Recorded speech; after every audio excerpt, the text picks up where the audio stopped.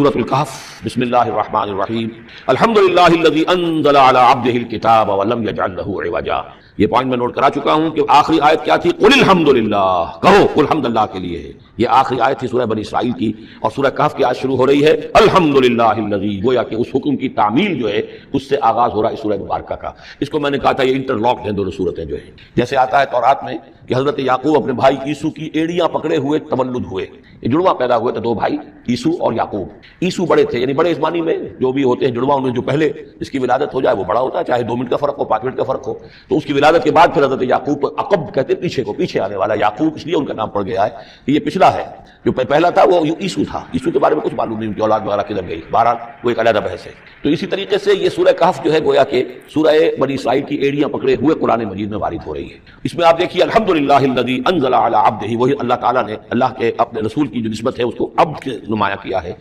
کتاب نازل کی ولم یجعل لہ عوجا، اور اس میں کوئی کجی نہیں رکھی، قیما، سیدھی، ٹھیک ٹھیک، روشن، مبین، لینذر باسا شدیدا۔ اب یہ ہے نفس جو بہت زیادہ غور کرنے کے قابل ہے۔ اس کتاب کے حضور پر نزول کے مقاصد میں سے ایک یہ بھی ہے خبردار کر دیں ایک بہت بڑی آفت سے۔ ویسے باسن جب واحد آتا ہے تو عام طور پر اس کے معنی جنگ ہوتے ہیں، جب جمع میں آتا ہے تو سختی، مصیبت، بھوک، فاقہ، یہ سارے بأسا۔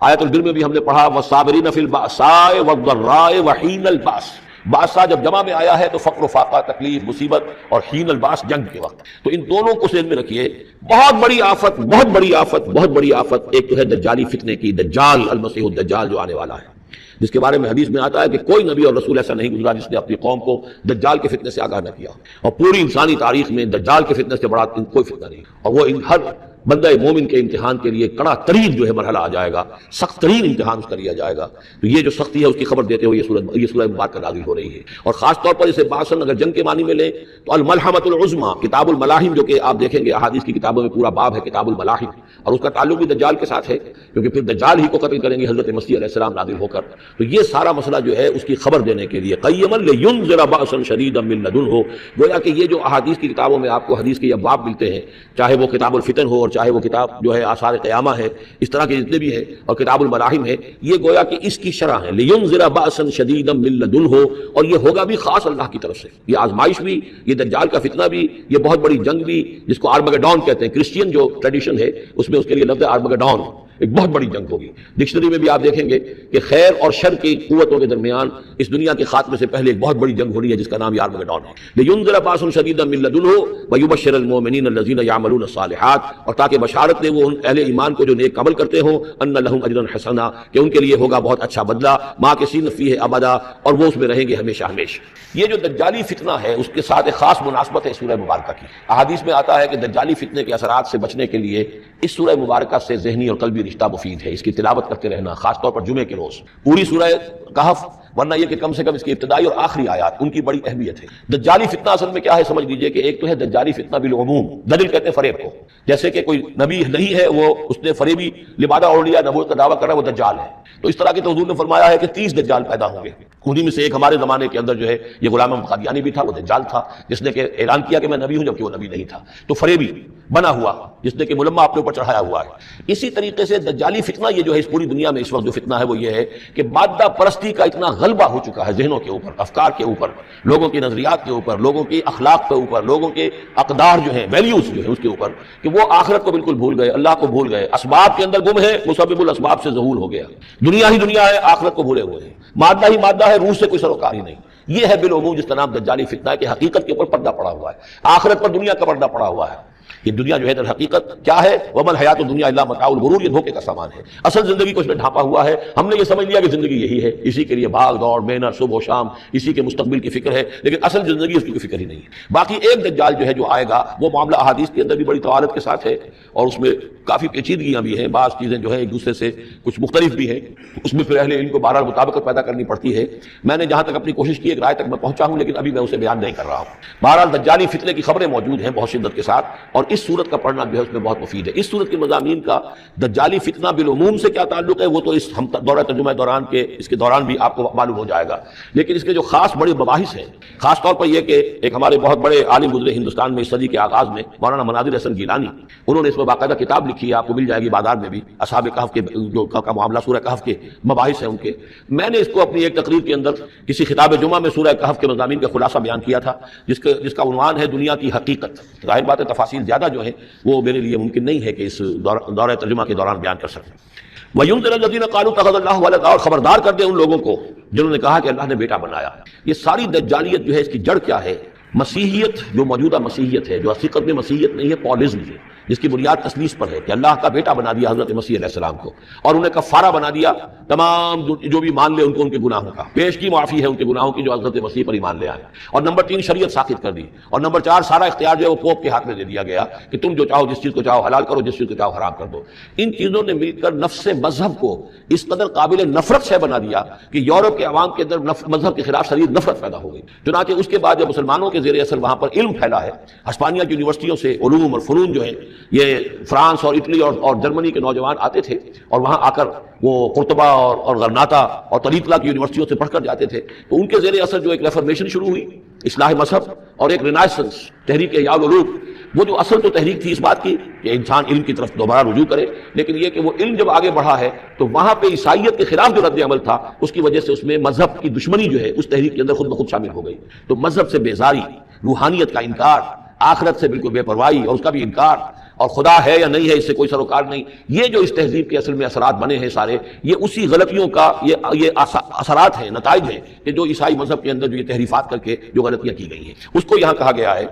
کہ ان لوگوں نے کہ جنہوں نے یہ عقیدہ ایجاد کیا، ما لہم بہ من علم، ان کے پاس اس کے لیے کوئی علمی سند نہیں ہے، ولا لآبائہم، نہ ان کے آباء و اجداد کے پاس کوئی سند تھی، کبرت کلمۃ تخرج من افواہہم، بہت بڑی بات ہے جو ان کے منہ سے نکل رہی ہے، بہت بڑی گستاخی ہے جو یہ اللہ تعالیٰ کی شان میں کر رہے ہیں، ان یقولون الا کذبا، یہ نہیں کہہ رہے مگر جھوٹ، سراسر سیدھا سفید جھوٹ بول رہے ہیں۔ فلعلک باخع نفسک علی آثارہم، تو اے نبی شاید کہ آپ اپنے آپ کو ہلاک کر لیں گے ان کے جو اثرات پڑنے والے ہیں، عیسائیت کے اس غلط عقیدے کے جو نتائج برآمد ہوئے ہیں، جب یہ نتائج ظاہر ہوں گے تو وہ اتنے سنگین ہوں گے، فلعلک باخع نفسک، کہ ان کے احساس سے اور ان کے ادراک سے شاید کہ آپ اپنے صدمے سے اپنے آپ کو ہلاک کر لیں۔ ان لم یؤمنوا بهذا الحدیث اسفا، اگر یہ لوگ اس حدیث پر، اس قرآن پر، یہ بات جو بتائی جا رہی ہے اس پر ایمان نہ لائے، اس پر ایمان نہ لائے، اپنے اس غلط عقیدے پر قائم رہے، اس غلط مذہب کو انہوں نے برقرار رکھا، تو اس کا جو رد عمل ہوگا نوع انسانی پر اور اس سے تاریخ انسانی اور انسانی ثقافت جس غلط رخ پر پڑے گی، جو دجالیت کا فتنہ اسے جنم لے گا، ان تمام چیزوں کے اثرات سے شاید آپ کو اتنا صدمہ ہو کہ فلعلک باخع نفسک علی آثارہم ان لم یؤمنوا بهذا الحدیث اسفا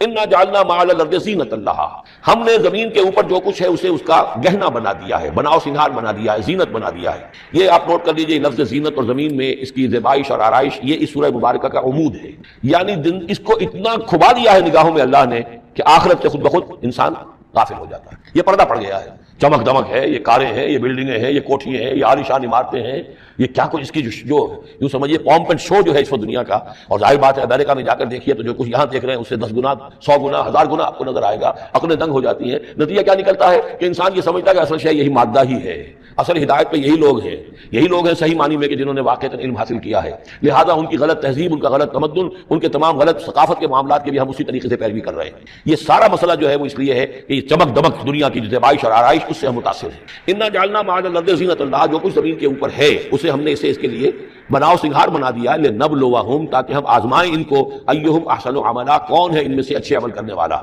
یعنی اب یوں دیکھیے وہ شعر جو ایک ہے، اگرچہ ذرا تھوڑا سا شان باری تعالیٰ کے اعتبار سے تو شاید اتنا مناسب نہ ہو، لیکن یہ کہ مفہوم کو ادا کرتا ہے کہ رخ روشن کے آگے شمع رکھ کر وہ یہ کہتے ہیں ادھر آتا ہے دیکھیں یا ادھر پروانہ جاتا ہے، ایک طرف ذات باری تعالیٰ ہے اور ایک طرف یہ دنیا ہے، اس کی چمک دمک ہے۔ اب یہ پروانہ جو ہے یہ انسان، اس کا امتحان ہے، آیا یہ اللہ اور آخرت کی طرف جا رہا ہے یا دنیا کی طرف اور دنیا کی زیبائش اور آرائش کی طرف جا رہا ہے۔ جو زیبائش اور آرائش کی طرف چلا گیا وہ گیا، وہ تباہ و برباد ہو گیا، فقط خسر خسران مبین۔ اور جس نے اس دنیا کی زیبائش اور آرائش اس سے منہ موڑ کر وہ جو حقیقت ہے، جو اصل حسن ازلی ہے اللہ تعالیٰ کا، اور اس کا جو جلال اور کمال ہے، اور جو آخرت کی نعمتیں ہیں ان کو اختیار کر لیا، وہ کامیاب ہو گئے۔ تو امتحان اتنا ہی ہے کہ رخ روشن کے آگے شمع رکھ کر وہ یہ کہتے ہیں ادھر جاتا ہے دیکھیں یا ادھر پروانہ آتا ہے۔ وَإِنَّا لَجَاعِلُونَ مَا عَلَيْهَا صَعِيدًا جُرُزًا، اور یہ کہ جو کچھ بھی اس پر ہے ہم ایک وقت آئے گا کہ اس کو بنا کر رکھ دیں گے جیسے کہ میدان جس میں سے کہ فصل کاٹ لی گئی ہو۔ جب قیامت ہوگی کیا ہوگا یہاں پر اسی زمین کو، نہ یہاں پہ کوئی وہ پہاڑ رہ جائیں گے کوٹ کوٹ کر چپٹی کر دی جائے گی، نہ یہ اب یہ آپ کے پاس جو ہے وہ اسکائی اسکریپرز رہ جائیں گے، نہ یہ اعلیٰ شان عمارتیں ہوں گی، کچھ نہیں ہوگا۔ یہ سب برابر ہوگا جیسے کہ کسی کھیت کے اندر فصل کاٹ دی جاتی ہے تو اب وہ پڑا ہوتا ہے ویران۔ وَإِنَّا لَجَاعِلُونَ مَا عَلَيْهَا صَعِيدًا جُرُزًا، ہم اسے کر کے چھوڑیں گے ایسا کھیت کہ جہاں پر چورا پڑا ہوا ہو، صرف بچا کھچا جو ہے وہ اس کا توڑی کا اور کچھ نہ ہو۔ ام حسبت ان اصحاب الکہف والرقیم کانوا من آیاتنا عجبا، اب یہاں سے اصحاب کہف کی بات شروع ہو رہی ہے، کیونکہ پوچھوایا تھا یہودیوں نے اصحاب کہف کون تھے۔ کیا تم سمجھتے ہو کہ اصحاب الکہف والرقیم، رقیم جو ہے ان کی تختی تھی ایک جس کے اوپر ان کے حالات لکھ کر جو ان کے ایک جو کہف تھی ان کی غار جو تھی اس کے اوپر لگا دی گئی تھی، تو انہیں اصحاب الکہف بھی کہتے ہیں اصحاب الرقیم بھی کہتے ہیں، یہ دونوں انہیں ایک ہی گروہ کے نام ہیں۔ کیا وہ تمہارے خیال میں ہماری بڑی عجیب آیات میں سے تھا؟ یعنی واقعتاً بات تو غیر معمولی تھی، لیکن حقیقت میں ہمارے ہاں تو ہماری تخلیق میں ہماری صنائی میں اس سے ہزاروں گنا زیادہ عجیب باتیں ہوتی ہیں، ہمارے لیے تو وہ کچھ ہے ہی نہیں کسی بھی درجے میں، تم سمجھتے ہو کہ شاید وہ بہت بڑی بات ہے۔ یہ اصحاب کہف کا جو قصہ ہے اب میں سمجھتا ہوں کہ پورے وثوق کے ساتھ ہم کہہ سکتے ہیں کہ یہ قصہ کیا تھا۔ دیکھیے جب حضرت مسیح علیہ السلام آئے ہیں تو یہ پورا علاقہ جو ہے فلسطین کا اور یہاں پہ جو آپ نے تبلیغ کی ہے تو یہ اس وقت رومن امپائر کا ایک حصہ تھا، اگرچہ مقامی طور پر ایک لوکل بادشاہ جو تھا یہودی وہاں پر حکومت کر رہا تھا، لیکن وہ پپٹ تھا، اصل میں تو حکومت جو تھی رومیوں کی، جو رومی تھے بت پرست۔ اور اس کے بعد چونکہ انہوں نے بغاوت کی، حضرت مسیح تو اٹھا لیے گئے سن 30 عیسوی کے آس پاس یا 33 عیسوی کے آس پاس، لیکن اس کے بعد جو ہے یہودیوں نے بغاوت کی رومیوں کے خلاف، جس کے نتیجے میں سن 70 عیسوی میں ٹائٹس رومی نے تو ان کی حکومت بھی ختم کی اور بیت المقدس کو برباد کیا، یروشلم کو تباہ کیا، 1,33,000 یہودیوں کو قتل کیا اور ان کو بھیج دیا، نکال دیا وہاں سے باہر۔ اس وقت کا معاملہ یہ ہے کہ اب کوئی اکے دکے جو بھی رہ جاتے تھے یہاں پر، کوئی یہودی یا عیسائی، یہودیوں کو تو نکال دیا، عیسائی رہ گئے، لیکن عیسائیوں پر بھی بہت ظلم ہوتا تھا۔ یہ موحد تھے، حضرت عیسیٰ کے ماننے والے، وہ بت پرست تھے۔ تو اس زمانے میں کہیں بادشاہ کوئی تھا ڈیسیس یا دقیانوس جس کو کہتے ہیں، اس کے زمانے میں کچھ جو عیسائی تھے حضرت عیسیٰ پر ایمان رکھنے، آج کے عیسائیوں پر قیاس نہ کیجیے، جو نصارہ تھے حضرت عیسیٰ کو ماننے والے جو موحدین تھے، ان میں سے کچھ نوجوانوں کی پیشی ہوئی بادشاہ کے دربار میں۔ انہوں نے کہا کہ تم اپنے نئے دین سے اگر باز نہیں آؤ گے، اتنے دن کی مہلت تمہیں دی جا رہی ہے تو تمہیں سولی چڑھا دیا جائے گا، بس مہلت دی جا رہی ہے، جاؤ غور کر لو، سوچو۔ ان لوگوں نے آ کر سوچا کہ اب نہ تو ہمارے لیے یہ ممکن ہے کہ ہم مقابلہ کر سکیں، چلو کسی غار میں چھپ جاتے ہیں، دیکھیں اللہ تعالیٰ کیا کرتا ہے ہمارے لیے۔ وہ ایک غار میں جا کر چھپے اور غار میں جا کر چھپے ہیں تو اللہ نے انہیں وہاں پر سلا دیا، موت طاری نہیں کہ سلا دیا، اللہ کروٹ بھی بدلواتا رہا، ان کے لیے سارا کچھ بندوبست کیا، اللہ کی قدرت میں تھا۔ حضرت عزیر کو 100 برس کے لیے مار دیا تھا، موت کے بعد ان کو دوبارہ زندہ کر دیا، لیکن یہ کہ ان کا معاملہ یہ ہے کہ ان کو وہاں پر جو ہے تقریباً 300 برس یہ وہاں پر پڑے رہے اس غار کے اندر۔ غار کی شکل کچھ خاص ایسی تھی کہ ادھر آنا جانا لوگوں کا تھا ہی نہیں، اور یہ ہے جو موجودہ ترکی کے علاقے میں شہر ایفسس ہے، اس کے آس پاس ہیں اس طرح کے غار، جیسے ایجنٹا کے غار ہندوستان کے مشہور ہیں، ایسے ہی وہاں بھی غاروں کا سلسلہ ہے، اور ہیں بھی وہ ایسے کہ ان کے دہانے جو ہیں وہ ہے شمال کی جانب، تو دھوپ ان میں براہ راست نہیں جاتی، صرف یہ کہ ریفلیکٹڈ لائٹ تو آتی ہے لیکن یہ کہ براہ راست دھوپ نہیں جاتی، تو ایک طرح کا اندھیرا سا اس کے اندر ٹوائی لائٹ جسے آپ کہہ لیں وہ رہتا ہے سارا دن۔ وہاں پر یہ 300 برس تک سوتے رہے۔ اس 300 برس کے عرصے میں یہ ہوا کہ رومن امپائر جو ہے اس نے خود عیسائیت اختیار کر لی۔ 300 عیسوی کے اندر کانسٹنٹائن جو تھا ایمپرر وہ عیسائی ہو گیا، اب پوری امپائر جو عیسائی ہو گئی۔ اب اس کے زمانے میں اس کے بعد تھیوڈوسیس ہے ایک 446 عیسوی میں یہ تھا، اس کے زمانے میں اللہ تعالیٰ نے ان لوگوں کو جگایا 300 برس کے بعد۔ اب یہ سمجھ رہے ہیں کہ وہی زمانہ ہے، وہی کفار کی حکومت ہے، وہی مشرکین ہے۔ اب انہوں نے ڈرتے ڈرتے اپنے کسی ایک آدمی سے کہا بھائی جاؤ یہ لے کے سکہ لے کر جاؤ، چاندی کا، کچھ نہ کچھ کھانے پینے کے لیے لے کر آؤ، دیکھنا لیکن اس طرح ہو کہ ہمارا پتہ نہ چل جائے کہ ہم یہاں چھپے ہوئے ہیں۔ وہاں جو گئے انہوں نے وہ سکہ جو پیش کیا اور کہا یہ سکہ تمہارے پاس کہاں سے آیا؟ یہ تو بہت پرانا سکہ ہے، تو 400 سال پرانا، 300 سال پرانا سکہ کہاں سے لے آئے تمہیں کوئی خزانہ ملا؟ بہرحال اس حوالے سے اب وہ جو ہے وہ پکڑے گئے، ان کی حالت جو ہے وہ جو بات سامنے آ گئی، لیکن جب بات سامنے آ گئی تو اب ان کا بہت وہ عزت کی گئی، اس لیے کہ اب تو جو ان کا مذہب تھا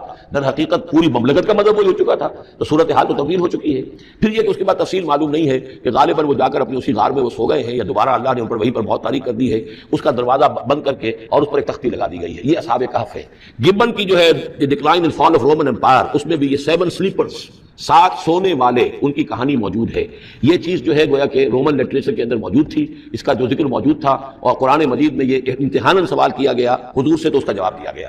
کہ یہ 300 برس تک کچھ لوگوں کو سلا دینا یہ اللہ تعالیٰ کے نزدیک تو کوئی بڑی بات نہیں ہے، تمہارے نزدیک ام حسبت ان اصحاب الکہف والرقیم کانوا من آیاتنا عجبا اذ ابى الفتية الى الكهف، جبکہ وہ نوجوان آئے اپنے اس غار میں، فقالوا، انہوں نے کہا ربنا آتنا من لدنک رحمتا، پروردگار اب خاص اپنے خزانہ فضل سے ہمارے لیے رحمت کا بندوبست فرما، وہیئ لنا من امرنا رشدا، اور ہمارے لیے ہمارے معاملے کے اندر جو ہے وہ کوئی عافیت کا بندوبست فرما، فضربنا علی آذانہم، تو ہم نے تھپکی دے دی ان کے کانوں پر، فی الکہف سنین عددا، اسی وہ غار کے اندر جو ہے وہ سوتے رہے کئی سال، ابھی یہاں اس بات کو نہیں چھڑا کتنے سال، سنین عددا، متعدد سال وہ سوتے رہے، ثم بعثناہم، پھر ہم نے انہیں اٹھایا،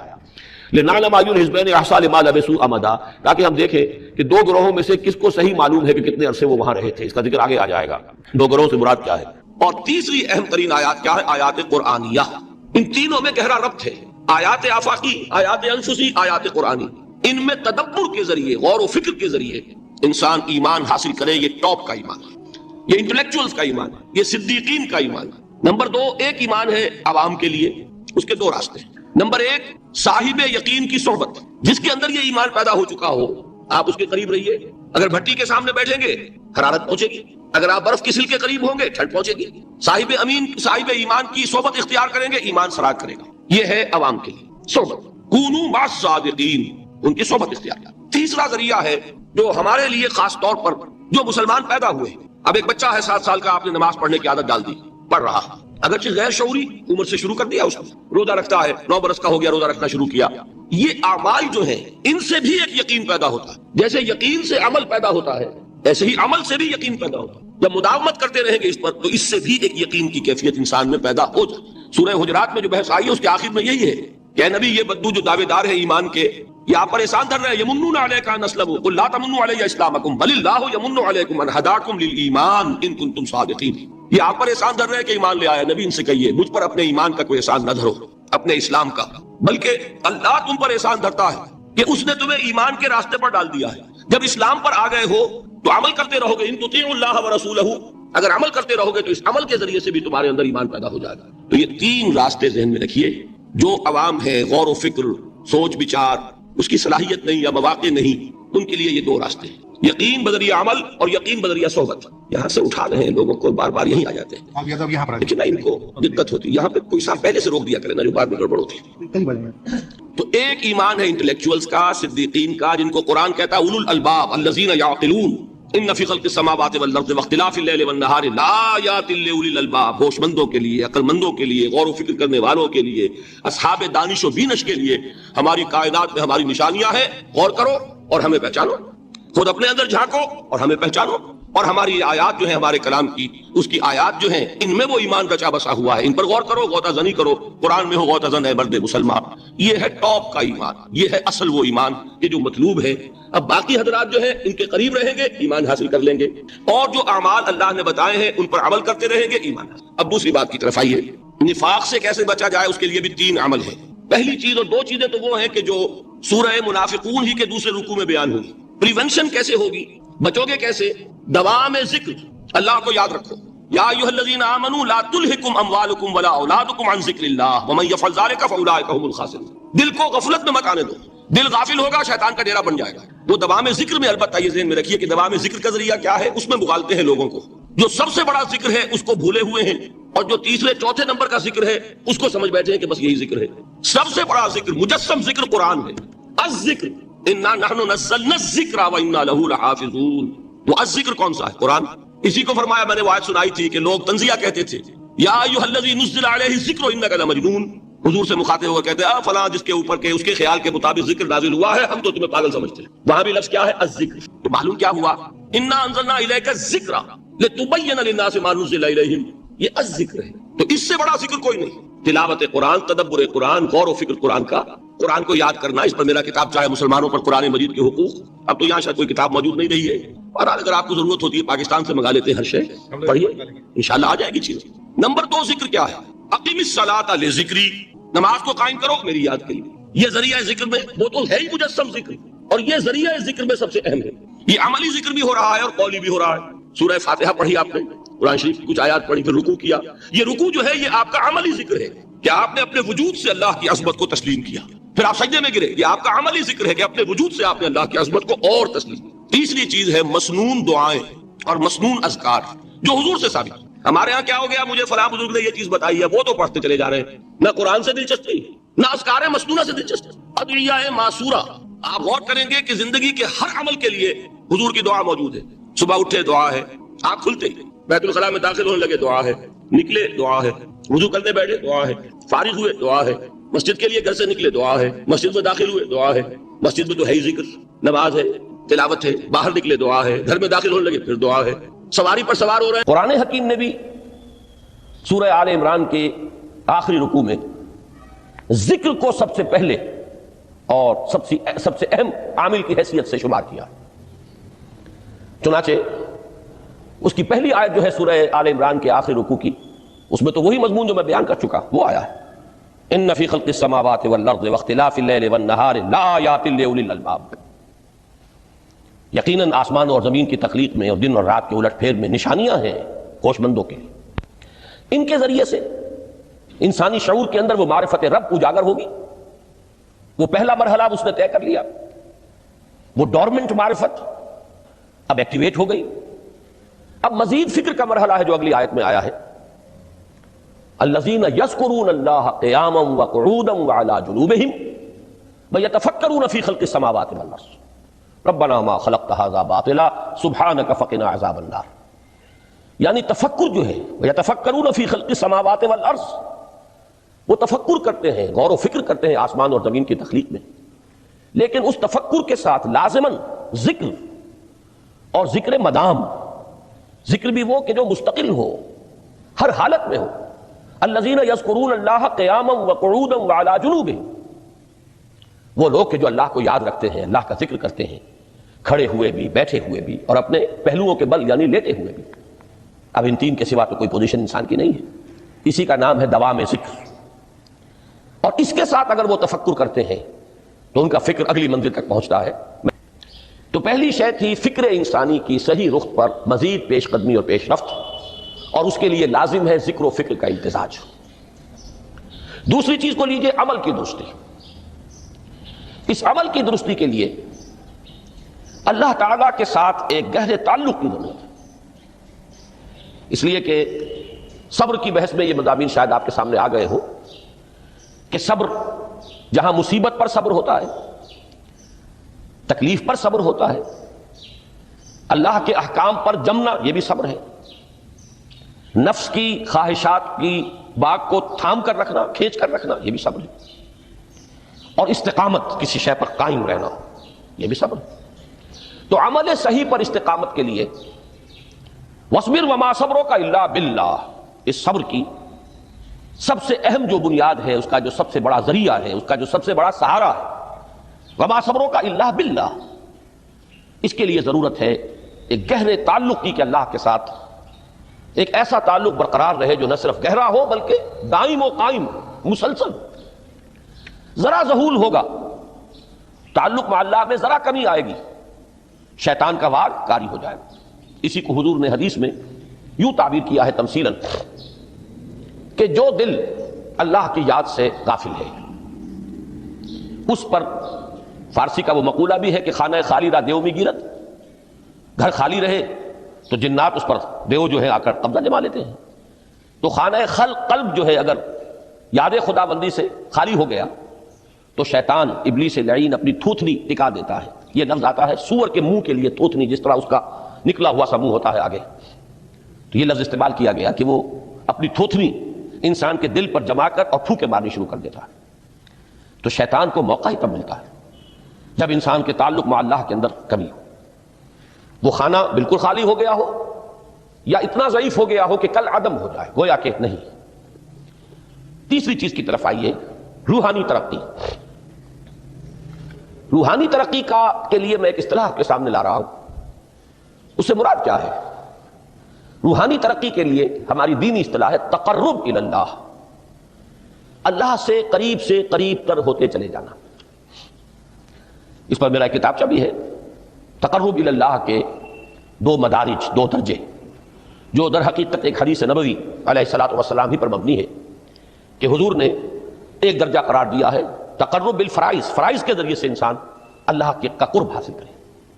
ایک ہے تقرب بالنوافل، نوافل کے ذریعے سے اللہ کا قرب حاصل کرے. ان میں کیا نسبت و تناسب ہے، اہمیت کے اعتبار سے کون بڑھ کر ہے، بلندی کے اعتبار سے کون بڑھ کر ہے، یہ تمام مسائل میں نے اپنی اس تقریر میں بیان کیے تھے جو اس کتاب میں شائع ہوئی ہے۔ اس وقت میں اس کی تفسیر میں نہیں جا رہا، صرف یہ تذکرہ اس لیے کر رہا ہوں کہ جن کو بھی خواہش ہو جائے وہ اس کا مطالعہ کرے۔ ہماری اس وقت کی گفتگو سے وہ کتاب اس جگہ پر منسلک ہوگا۔ تو تقرب الی اللہ، یہ تقرب کوئی فزیکل فینومینن نہیں ہے، جسمانی یا مادی مسئلہ نہیں ہے۔ اللہ سے قرب یہ نہیں ہے کہ کوئی کروڑوں میل کا فاصلہ ہے، اب ہمیں کوئی رسی پر چڑھنا ہے اوپر بڑی محنت اور مشقت سے، فصل تو ہے ہی نہیں، فاصلہ ہے ہی نہیں، بعد ہے ہی نہیں۔ نحن اقرب الیہ من حبل الورید، ہم تو انسان سے اس کی شہ رگ سے بھی زیادہ قریب ہے۔ ہوا معکم اینما کنتم، وہ تو تمہارے ساتھ ہی ہوتا ہے جہاں کہیں بھی تم ہو، بس صرف یہ کہ تمہاری توجہ نہیں ہوتی، تم اور چیزوں میں مشغول و مصروف رہتے ہو، تم ہماری طرف دھیان ہی نہیں دیتے، تم ہماری طرف متوجہ ہی نہیں ہوتے۔ ہم تو مائل بے کرم ہیں، کوئی سائل ہی نہیں، راہ دکھلائیں کسی رہنو منزل ہی نہیں۔ انسان جب متوجہ ہو جاتا ہے اور بڑھتا ہے، آگے پیش قدمی کرتا ہے روحانی اعتبار سے، تو یہ ہے در حقیقت تقرب الی اللہ، اور اسی کو ہم کہیں گے روحانی ترقی۔ اب ان تین چیزوں کو اگر آپ نے ذہن میں جما لیا، پھر میری بات کی ترتیب اس کو ذہن میں قائم کیجئے۔ ہم چلے کہاں سے؟ کہ دین کے ساتھ اصل مناسبت فلسفے کی نہیں، حکمت کی۔ نمبر 2، حکمت قرآنی کا پہلا اور اہم ترین اور بنیادی مسئلہ معرفت رب کا حصول ہے۔ اس کا نتیجہ شکر خداوندی ہے، اس کا ذریعہ آیات آفاقی، آیات انفسی، اور سب سے بڑھ کر آیات قرآنیہ ہیں جو الذکر ہے، جو تذکرہ ہے، جو ذکرہ ہے۔ لیکن اس پہلے مرحلے کو اگر کوئی انسان بفضل ہی تعالی، اللہ کے فضل و کرم سے طے کر لے، اب اس کے سامنے تین مسئلے ہیں۔ فکر کی مزید پیش رفت، مزید پیش قدمی صحیح رخ پر، اس کے لیے ذکر اور فکر دونوں کا امتزاج لازمی ہے۔ فقر قرآن اختلاط ذکر و فکر۔ الذین یذکرون اللہ قیاما وقعودا وعلی جنوبہم ویتفکرون فی خلق السماوات والارض۔ دوسری شے عمل کا درست رہنا، نہ افراط و تفریط ہو، عدم توازن ہو، نہ انسان نفس سے مغلوب ہو جائے، نہ انسان جذبات کی رو میں اندھا ہو جائے، نہ انسان ماحول سے مرعوب ہو کر متاثر ہو جائے، صحیح رخ پر اس کا عمل۔ نمبر 3، روحانی ترقی، جو اصل حاصل ہے، جو اصل مقصود ہے۔ نمبر 2 چیز کے لیے تعلق مع اللہ ضروری، نمبر 3 کے لیے تقرب الی اللہ ضروری۔ اب غور کیجئے، ان تینوں چیزوں کا بڑا گہرا تعلق ہے نماز کے ساتھ۔ ان تینوں کے لیے ستون کی حیثیت نماز کو ہے۔ لہذا ایمان کے بعد یا معرفت رب کے بعد حکمت دین کا اہم ترین مسئلہ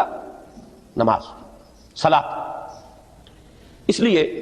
کہ ایک طرف یہ انسان کو اللہ کے ساتھ ایک گہرے تعلق کا ذریعہ فراہم کرتی ہے۔ اپنے تمام مصروفیات میں سے، ان مشغولیتوں میں جن میں گم ہونے کا خدشہ ہوتا ہے، نکلو۔ 24 گھنٹے کے معمولات میں سے کم 5 مرتبہ تو لازماً نکلو، اور اپنے آپ کو ذرا، اپنے حواس کو بھی، اپنی باطنی کیفیات کو بھی ذرا تازہ کرو۔ اگر کوئی گندگی، نجاست، کسی طرح کی ناپاکی کا کوئی معاملہ ہے، طہارت حاصل کرو۔ طہارت سے تمہارے اندر روح کو بھی بالندگی ہوگی، تمہارے حواس بھی تازہ ہوں گے، تم گویا کہ بحیثیت کل تمہاری ہستی چاق و چوبند ہو جائے گی۔ وہ کسل، وہ سستیاں، وہ جو ایک کثافتیں ہوتی ہیں، ان سب سے نجات حاصل کرو، اور اب اپنے رب کے حضور میں کھڑے ہو جاؤ، اس کے ساتھ اپنا عہد بھی تازہ کرو، اس کی اہم صفات کو بھی اپنے ذہن میں پھر مستحضر کرو۔ یہی وجہ ہے، دیکھیے میں نے جو آیات آپ کو شروع میں سنائی تھی، سورہ لقمان کی 2 آیتیں، پہلی آیت میں اس کا ترجمہ کر چکا، دوسری آیت وَلَقَدْ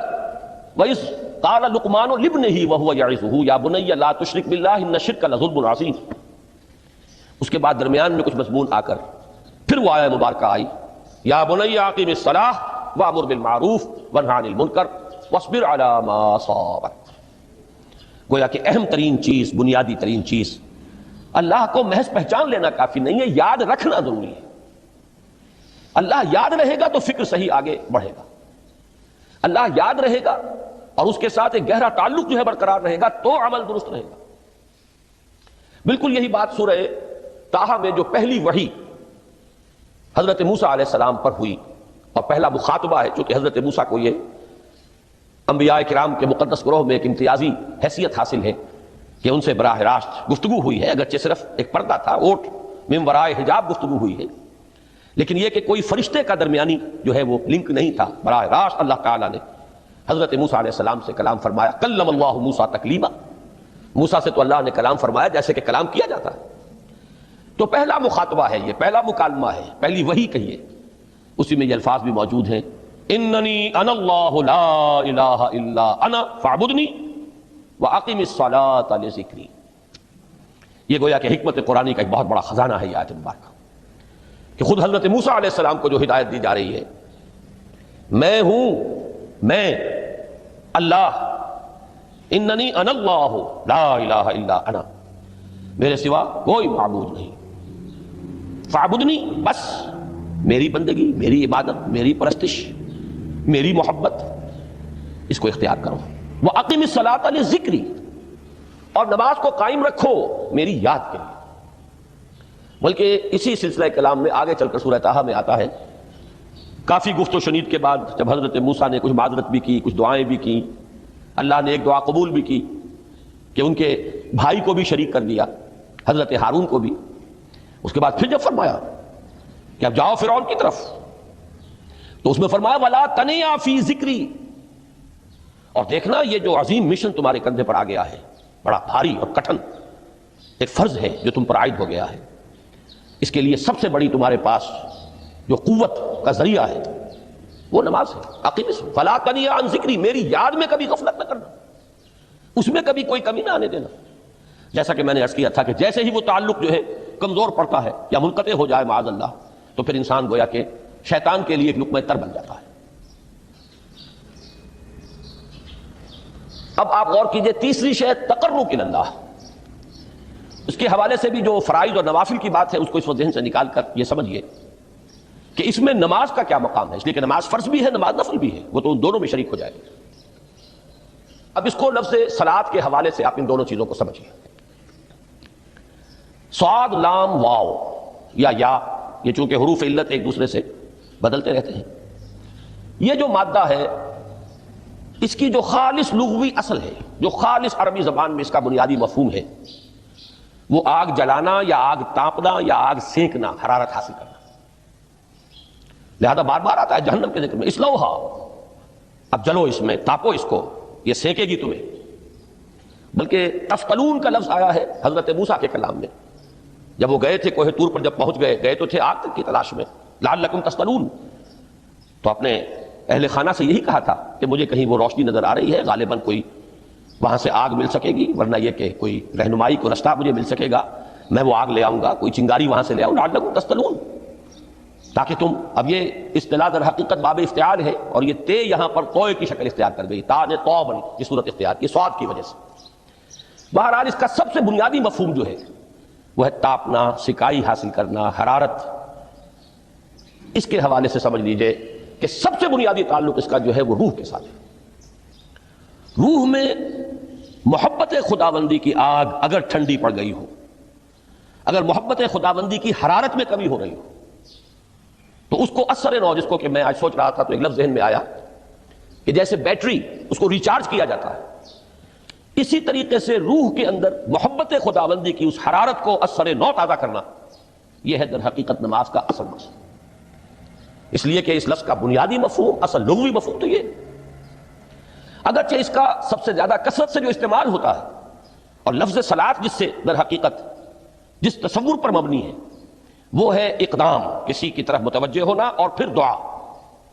صلاۃ کا سب سے قریبی مفہوم لفظی جب بیان کیا جائے گا، اس سے مراد، اس کے معنی، تو دعا اس میں اہم ترین ہے۔ کسی کی طرف توجہ کرنا، مناجات کرنا، گفتگو کرنا، مخاطبہ، مکالمہ، دعا، یہ در حقیقت صلاۃ کا سب سے بڑا اصطلاحی مفہوم ہے۔ لیکن جو اس کا مادہ ہے، صاد لام واو یا صاد لام یا، اس کا اصل مفہوم جو ہے وہ تاپنا، حرارت حاصل کرنا۔ تو ان دونوں کے حوالے سے عرض کر رہا ہوں،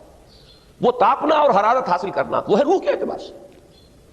وہ جو کہا اقبال نے کہ مجھے عشق کی آگ اندھیر ہے، مسلمان نہیں راہ کا ڈھیر۔ یہ عشق کی آگ جب بجھ جاتی ہے، در حقیقت یہی تو انسان کی روحانی موت ہے۔ جب یہ نہ رہے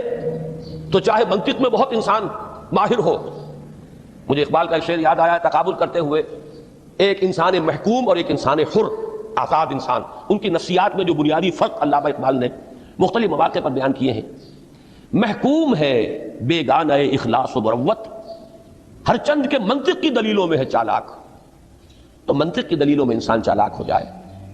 اور وہ لغت ہائے حجازی کا وہ ایک خزانہ بن جائے، اسے تمام الفاظ کے معنی یاد ہوں، وہ بڑے مسائل فقہ کے اسے ازبر ہو، جزیات بے انتہا جزیات جو ہے وہ مستحضر ہو،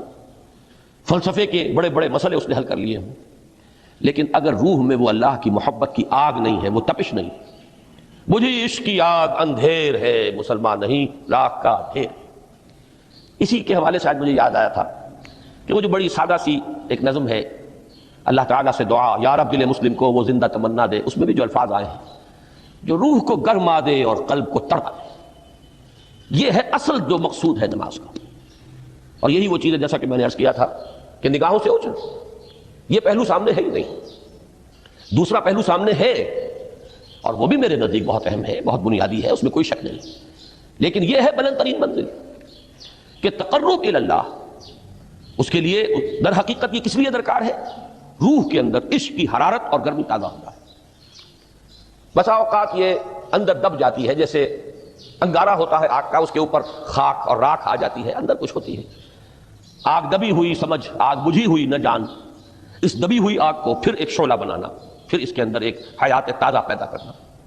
یہ ہے نماز کا اہم ترین اور بلند ترین مقصد۔ لیکن اس کے ساتھ ہی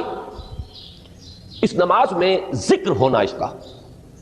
یہ ذکر ہے، اور ذکر کی جب میں فہرست بیان کیا کرتا ہوں بہت سے حضرات کے سامنے ہوگا کہ ذکر کا در حقیقت مفہوم ہے استحضار اللہ فی القلب۔ ہمارے ہاں غلطی سے جو ذرائع ذکر ہے انہیں ذکر قرار دے دیا گیا ہے، نماز ذکر نہیں ہے، نماز ذکر کا ذریعہ ہے۔ اقیم الصلاۃ لذکری، نماز قائم کرو میرے ذکر کے لیے۔ یہ اللہ اللہ کہنا یا ادعیہ معصورہ جو حضور صلی اللہ علیہ وسلم کی مسنون دعائیں ہیں، انہیں اپنے تمام معمولات دنیاوی کے ساتھ ساتھ ان دعاؤں کو بھی انسان پڑھتا رہے، اللہ سے دعا کرتا رہے، یہ تمام ذرائع ذکر ہیں۔ سبحان اللہ الحمدللہ الحمدللہ، اس کا آپ ورد کیجئے، یہ بھی ذریعہ ذکر ہے۔ حقیقت میں ذکر ہے استحضار اللہ فی القلب، اللہ کو دل میں لے آنا، اللہ کو دل میں حاضر کر لینا، اصل میں تو ترجمہ ہوگا، لیکن حاضر جاننا، یہ کیفیت جو ہے انسان کو حاصل ہو جائے۔ اب اس کے حوالے سے ذرا بات سمجھیے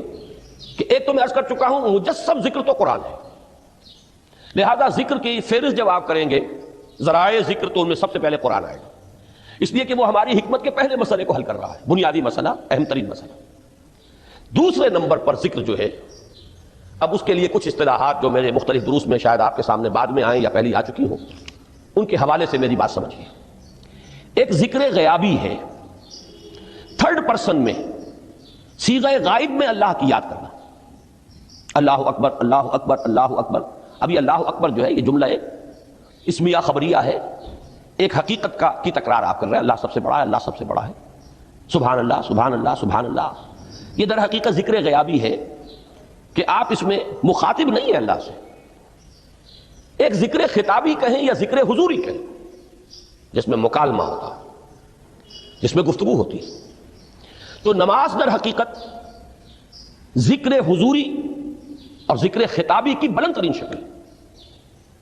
اس لیے میں نے عرض کیا تھا کہ نماز کے لفظ یا صلاۃ کے لفظ، یہ اصطلاحی معنی جو اکثر و بیشتر کیے جاتے ہیں وہ ہے دعا، اور دعا میں ہوتا کیا ہے؟ مکالمہ ہے، مخاطب اے اللہ، اے میرے رب، اے پروردگار۔ پھر یہ کہ اس میں اقدام اور کسی کی طرف متوجہ ہونا، یہی وجہ ہے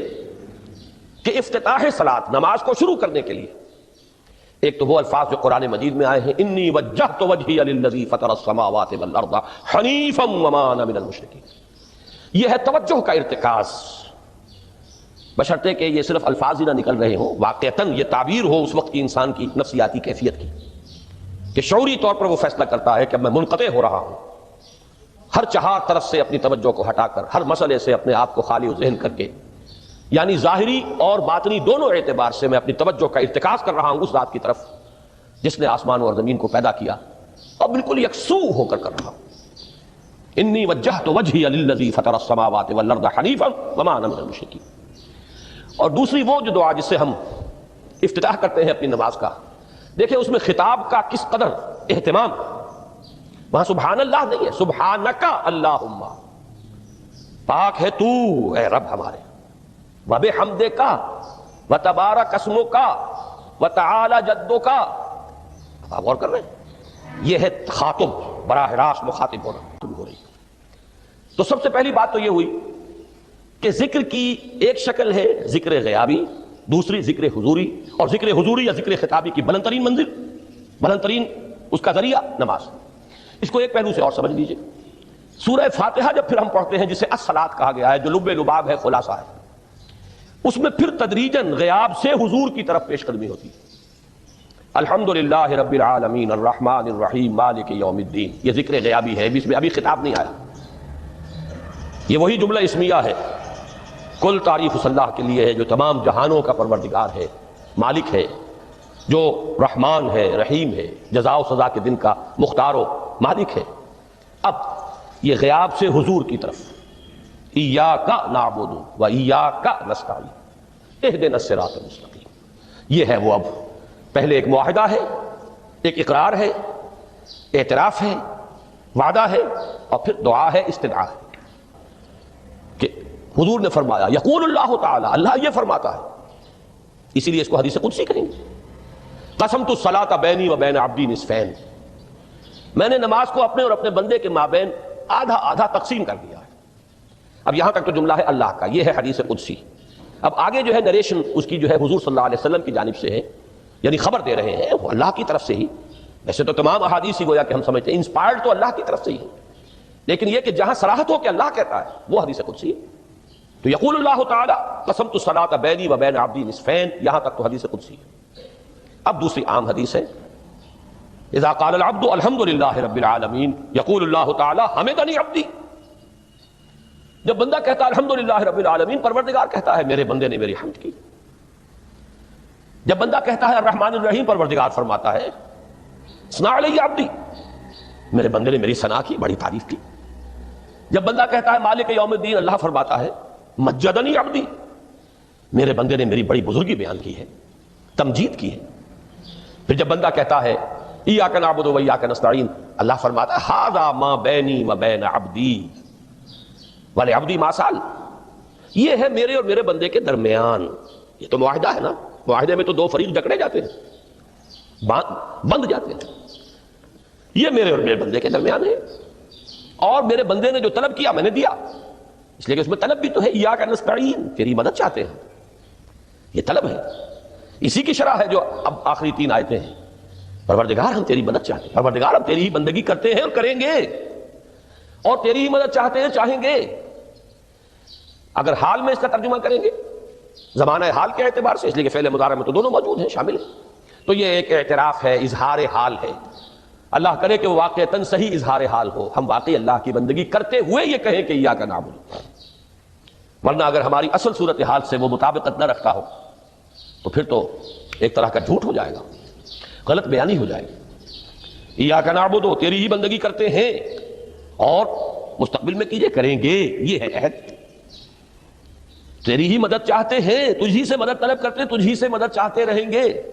اس کے لیے فرمایا ولعبدی ما سأل۔ اور پھر اس کے بعد وہ استدعا ہے، اہدنا الصراط المستقیم صراط الذین انعمت علیہم غیر المغضوب علیہم ولا الضالین۔ اس حدیث میں اس کو ایک ہی جملے کو لیا گیا ہے، ایک ہی جملے کی حیثیت سے۔ جب بندہ یہ کہتا ہے تو اللہ فرماتا ہے ھذا لعبدی ولعبدی ما سأل، یہ خالص میرے بندے کے لیے ہے، اس بندے نے ایک درخواست پیش کی ہے اور میں نے گرانٹ کی، وہ اپلیکیشن، وہ ریکویسٹ گرانٹڈ ہم نے دے دی، ولعبدی ما سأل۔ یہ ہے اس کی تاثیر کا عالم، بشرطے کے معاملہ وہ شعور کے ساتھ، بشرطے کے مطابقت ہو ظاہر اور باطن کی، بشرطے کے مطابقت ہو قول اور فعل کی۔ تو اس کا اتنا اونچا مقام ہے کہ ایک ایک جملہ ادھر ادا ہوا، ادھر اللہ کی طرف سے ریسپانس مل رہی ہے۔ افلاک سے آتا ہے نالوں کا جواب، آخر اٹھتے ہیں حجاب، آخر کرتے ہیں خطاب۔